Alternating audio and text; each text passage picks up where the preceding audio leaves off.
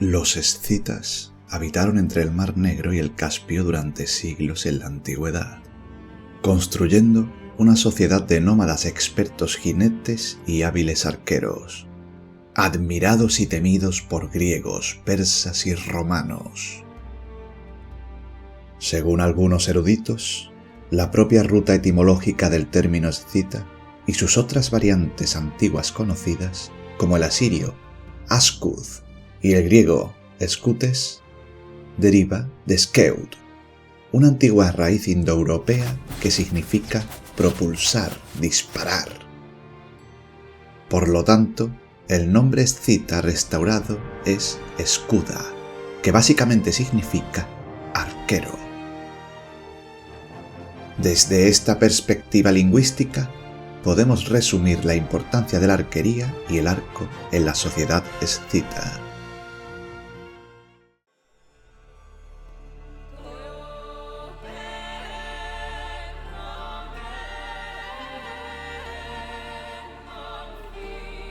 Heródoto, Teodoro Sículo y Arriano coinciden en la formidable capacidad militar escita, movilidad total, uso del disparo parto, que viene a ser el lanzamiento de flechas mientras fingían retirada, división por rango y sofisticación en armaduras escamadas, como así atestiguan restos arqueológicos encontrados en los siglos V y IV a.C.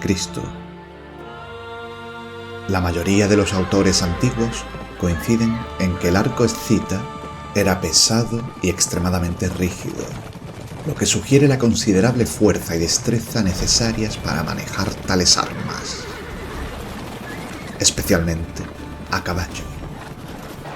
De hecho, tanto las evidencias existentes como las pictóricas sugieren el poder de penetración y el considerable alcance de estas variedades de arco, con ejemplos de cráneos con puntas de flecha aún incrustadas, y representaciones de guerreros con armaduras siendo atravesados por flechas. Sin embargo, a pesar de la robustez del potente y pequeño arco recurvado, los expertos arqueros montados escitas podían igualar la cadencia de tiro de sus homólogos de Oriente Medio, con la capacidad de disparar de 10 a 12 flechas por minuto. Considerando que cada arquero llevaba en su carcaj entre 30 y 150 flechas en una batalla, los escitas podían disparar sus potentes proyectiles en tan solo 15 minutos tras el encuentro. Considerando este alcance táctico, solo queda imaginar el terror y la aflicción desatados por la antigua arquería escita, con su lluvia de flechas y su tropa de caballos adaptados para aplastar la moral de la mayoría de las fuerzas enemigas. El góritos, la doble funda para la guarda y protección del arco y flechas, era un emblema militar y social escita. Como armas secundarias usaban la espada corta o el puñal tipo aquinaques, de hoja recta y relativamente ancha para el combate cuerpo a cuerpo, así como lanzas largas, jabalinas y el hacha de guerra sagaris, muy asociada a estos pueblos en las fuentes griegas. En cuanto a protección, muchos guerreros vestían corazas de cuero o tejido con escamas metálicas superpuestas, grebas para las piernas, cascos cónicos o de otros tipos como pudo ser el corintio, con clara influencia helénica. También empleaban escudos pequeños, lo que les daba una buena combinación de movilidad y defensa sin perder la capacidad de disparar montados. La panoplia defensiva incluía escudos de mimbre, también de madera reforzados con hierro, además de cascos influenciados, como ya he comentado, por el estilo helénico y frigio. La perfección de la artesanía sobre las armaduras destacaba por ofrecer protecciones de gran flexibilidad. Cascos, escudos y vestimentas escamadas otorgaban movilidad y protección a los guerreros más pudientes. Según Tucídides, historiador y general ateniense del siglo V antes de nuestra era, los escitas podían desplegar ejércitos de más de 150.000 hombres si varias de sus tribus se unían. Dada la naturaleza del estado militar de los escitas, esta cifra podría no ser exagerada, y una parte significativa de su número podría estar compuesta por jinetes. Ningún otro ejército de la época clásica contaba con proporciones tan altas de jinetes en sus filas. Por poner un claro ejemplo, incluso durante la época de Alejandro, el ejército macedonio, conocido por su dependencia de los renombrados regimientos de caballería pesada de los compañeros, solo tenía proporciones de 1 a 6 en cuanto a caballería e infantería. En cambio, los escitas tendían a tener proporciones de 1 a 2, o incluso de 1 a 1 en ocasiones. O séase, ejércitos prácticamente compuestos por el mismo número de infantería y caballería. Lo que subraya la predilección por la equitación en las estepas euroasiáticas.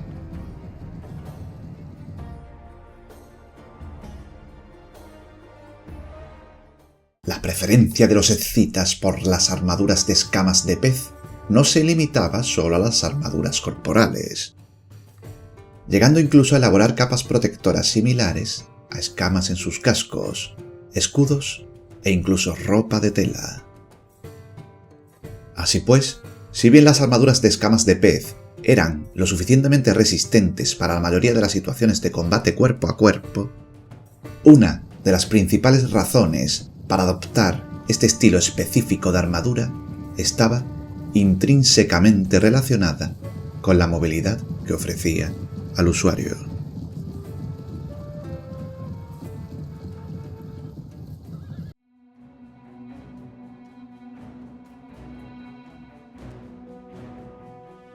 Las llamadas amazonas pertenecían a las mujeres guerreras generalmente asociadas con la mitología griega antigua.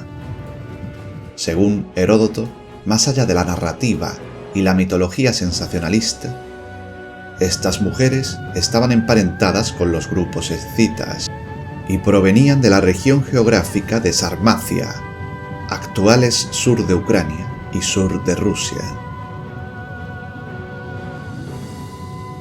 Para dar crédito a la fuente, los arqueólogos modernos han podido descubrir piezas reales que apuntan directamente a cómo las mujeres, o en todo caso las mujeres guerreras, desempeñaron un papel importante en las incursiones y conquistas escitas. Con ese fin, muchos investigadores han aprovechado las pruebas de ADN y otros análisis científicos bioarqueológicos para profundizar en el análisis de los ocupantes de numerosos túmulos escitas. Para su sorpresa, los arqueólogos descubrieron que alrededor de 1/3 de las mujeres escitas fueron enterradas con armas. De hecho, estos difuntos no solo portaban cuchillos y dagas, sino que también presentaban marcas de heridas de guerra, muy similares a las de sus homólogos masculinos. En resumen, estos descubrimientos sugieren firmemente que existieron grupos de mujeres escitas que coinciden con la descripción de las antiguas amazonas. Desafortunadamente, estas amazonas escitas tuvieron mala fama desde la antigüedad, con una etimología popular del siglo V a.C., que sugiere que la palabra amazona se traducía aproximadamente como sin pechos, lo que aludía a la noción popular, aunque mal informada, de que estas mujeres se cortaban uno de sus pechos para tener una mejor postura mientras disparaban con el arco. Sin embargo, como mencioné anteriormente, el tamaño manejable del arco escita, más pequeño, se relaciona con la posibilidad de que una mujer pudiera manejar esta arma principal también como su homólogo masculino, sin requerir ninguna modificación anatómica. En ese sentido, el origen etimológico correcto de la palabra amazona podría tener sus raíces en el persa antiguo, Ama-Zan, que significa todas las mujeres, o también en el etnónimo iraní A-Mazan, que significa guerreras.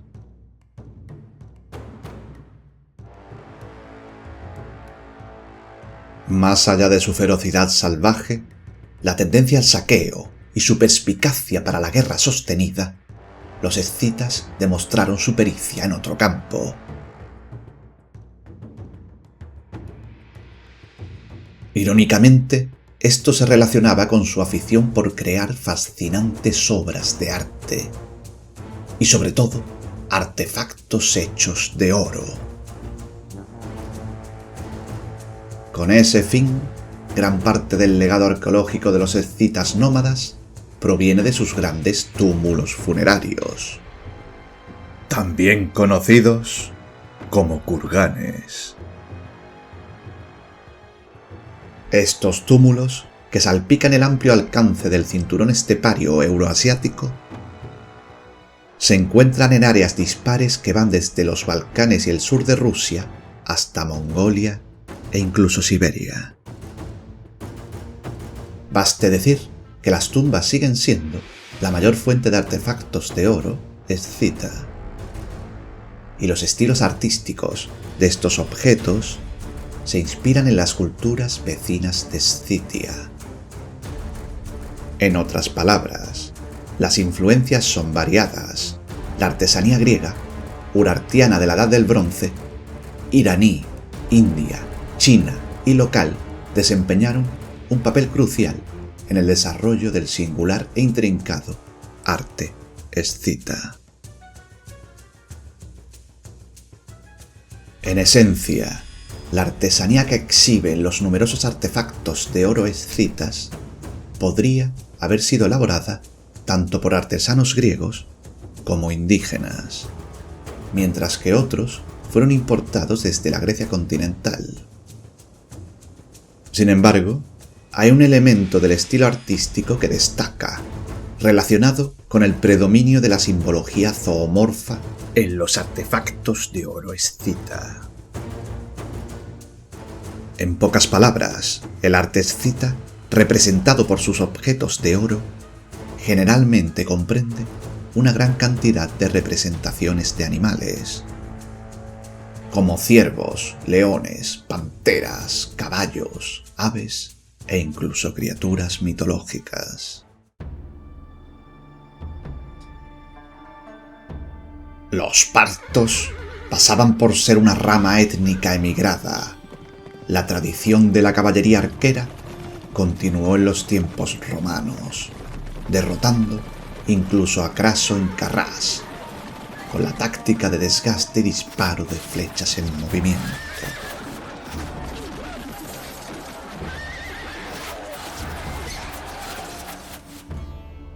Sobre la defensa ante Darío I, rey aqueménida. Los escitas respondieron a la invasión de Darío retirándose y devastando todo a su paso, negando la confrontación a campo abierto.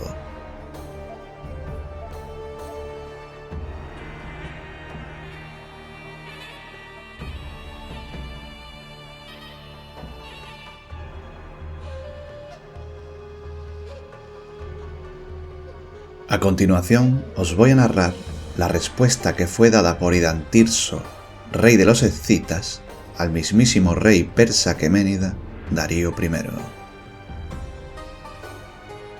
Este es mi camino, persa. Nunca temo a los hombres ni huyo de ellos. No lo he hecho en el pasado, ni huyo ahora de ti.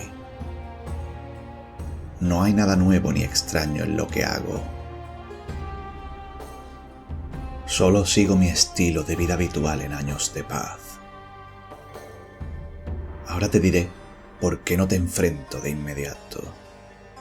Los escitas no tenemos ciudades ni tierras cultivadas que, por temor a que sean tomadas o devastadas, nos induzcan a apresurarnos a luchar contra ti. Si vosotros, los persas, no voláis como los pájaros, ni os escondéis en la tierra como los ratones, ni saltáis a los lagos como las ranas, nunca volveréis a ver vuestros hogares, sino que moriréis bajo nuestras flechas.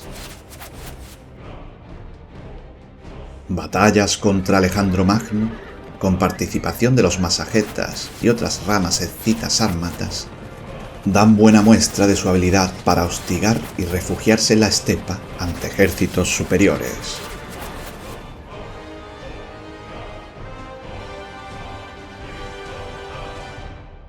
La pericia ecuestre de los escitas fue legendaria en la antigüedad. Considerados por griegos, persas y romanos como auténticos maestros de la equitación, los escitas hacían del caballo el centro de su existencia política, militar y cultural, hasta el punto de que todo su modelo de sociedad giraba en torno a la movilidad y a la crianza equina. El caballo era dirigido con extraordinaria destreza incluso desde la infancia. Desde pequeños, los escitas aprendían a cabalgar, disparar y maniobrar a gran velocidad. Podían ejecutar el temido disparo parto, lanzando flechas hacia atrás mientras simulaban una retirada. Esta forma de combate revolucionó las tácticas de caballería en la Eurasia central y fue imitada por partos y sármatas siglos después. En tiempos de guerra, la caballería escita podía formar grandes flancos móviles que se desplegaban rápido y atacaban o huían a voluntad. Era habitual emplear caballos especialmente seleccionados para la velocidad y la resistencia. Estos animales eran objeto de ofrendas religiosas y sociales, y símbolo de estatus entre líderes y jefes tribales. Arqueólogos han encontrado tumbas donde el ajuar principal incluye armas, arcos y los huesos de caballos en las cercanías del guerrero. Un claro indicador de la importancia del vínculo entre jinete y montura. Heródoto describe cómo la estratificación escita se basaba en clanes, guerreros y élites reales, mientras que los esclavos solo existían y se mantenían entre las familias más pudientes. Las mujeres desempeñaron papeles destacados en lo militar y religioso, aunque la soberanía femenina fue más común entre las ramas más tardías de los sármatas, según el Periplo de Nicómedes y las obras de Aristófanes, Lisístrata y Tesmoforias. Llegarás a los nómadas escitas, que habitan bajo techos trenzados, subidos en carros de buenas ruedas. Estrabón recoge el término galactófagos sobre los escitas arcaicos, bebedores de leche y moradores de carromatos, reafirmando la costumbre nómada. Heródoto detalla el uso de carros como vivienda. Los escitas emplean carros cubiertos para vivir, costumbre exclusiva entre los pueblos nómadas de estas estepas. En cuanto a la alimentación, el mismo autor nos relata lo siguiente. La carne era la base fundamental de la alimentación escita, ritualizada en sacrificios respetuosos, donde no se derramaba sangre. También destaca el uso de leche de yegua y de oveja como elementos vitales de alimentación. En cuanto al efecto sobre la población del Medio Oriente, un pasaje de la Biblia resumió la naturaleza nefasta de los feroces señores de los caballos del norte. Siempre son valientes, y sus aljabas son como una tumba abierta, Comerán tu cosecha y tu pan, comerán a tus hijos e hijas, comerán tus ovejas y bueyes, comerán tus uvas e higos. La vida social escita, por otro lado, se articulaba en torno al clan y la tribu. El pastoreo dominaba su economía y, en consecuencia, la estructura de la familia era flexible, adaptada a los flujos migratorios y a la defensa del ganado.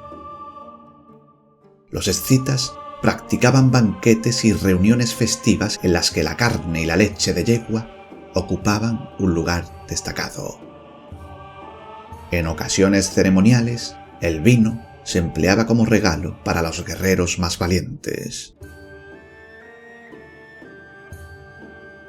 El prestigio social se basaba en la destreza guerrera, la posesión de caballos y la genealogía dentro del clan. Un jefe escita era responsable no solo de la protección militar, sino también de la redistribución comunal de bienes y animales. Los lazos de parentesco y fidelidad eran reforzados por regalos, matrimonios y alianzas intertribales. Las mujeres escitas, según las fuentes arqueológicas y relatos antiguos, podían tener roles activos en la administración familiar y la toma de decisiones. La movilidad obligaba a todos los miembros a ser adaptables y competentes en tareas variadas. Otra faceta importante era el contacto con pueblos sedentarios. A lo largo de las rutas comerciales, los escitas mantenían vínculos diplomáticos y mercantiles con griegos y persas, lo que dinamizaba la vida social y fomentaba la integración de elementos extranjeros.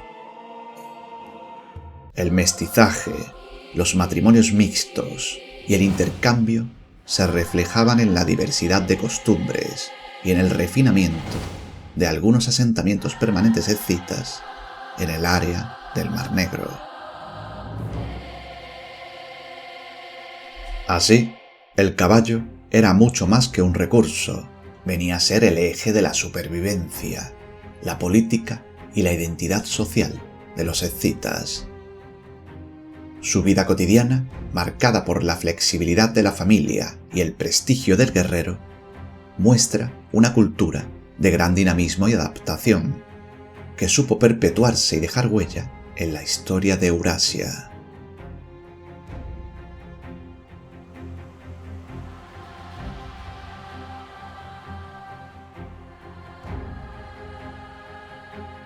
La creación de copas calvariales con los cráneos enemigos es descrita por Heródoto. Los escitas fabricaban copas con los cráneos de sus adversarios vencidos en combate, recubiertos de oro si eran nobles. La mutilación ritual y la obtención de servilletas de piel humana eran marcas de prestigio. El vino tenía un papel ritual. Los escitas, victoriosos, bebían en vino en grandes banquetes, la cantidad ajustada al número de enemigos abatidos. El cannabis, usado como psicotrópico, también valía para fabricar tejido para sus ropajes, y en rituales funerarios donde se empleaba el humo en baños de vapor. También fue documentado por Heródoto. Tras el entierro, colocaban 3 postes inclinados uno contra el otro y los cubrían con esteras de lana. Hacían un hoyo en el centro, bajo los postes, y arrojaban piedras al rojo vivo en él. Tomaban semillas de cáñamo y arrastrándose bajo las esteras, las arrojaban sobre las piedras al rojo vivo. Al ser arrojadas, ardían lentamente y desprendían tanto vapor que ningún baño de vapor griego podría superarlo. Los escitas aullaban de alegría ante el baño de vapor.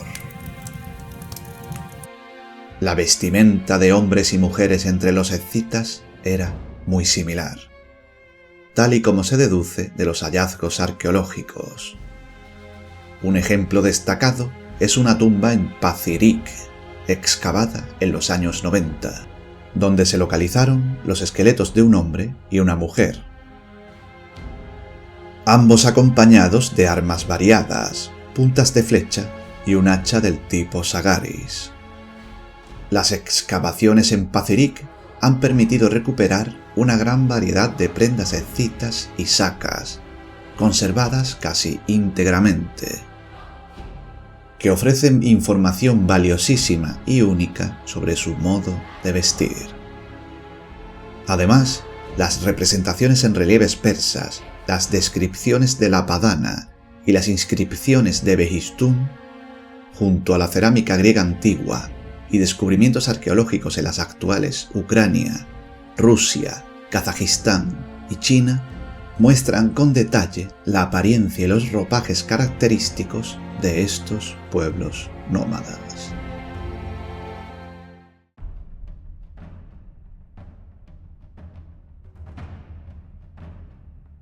El autor Estrabón reafirma la extensión de los escitas y su influencia sobre los partos y dajes, ambos parte de la Confederación Nómada iraní. Marco Juniano Justino Frontino los llama exiliados escitas en su historia filípica. Los escitas integraron guardias armados en Atenas en los siglos V y IV antes de nuestra era. Estos fueron reflejados en las obras literarias de Aristófanes. Cierran este recorrido la relevancia de las mujeres, como Tomiris, reina masageta que derrotó a Ciro el Grande, y la especialización militar, sobre todo del combate a caballo, que influyó notablemente en el arte de la guerra en siglos posteriores.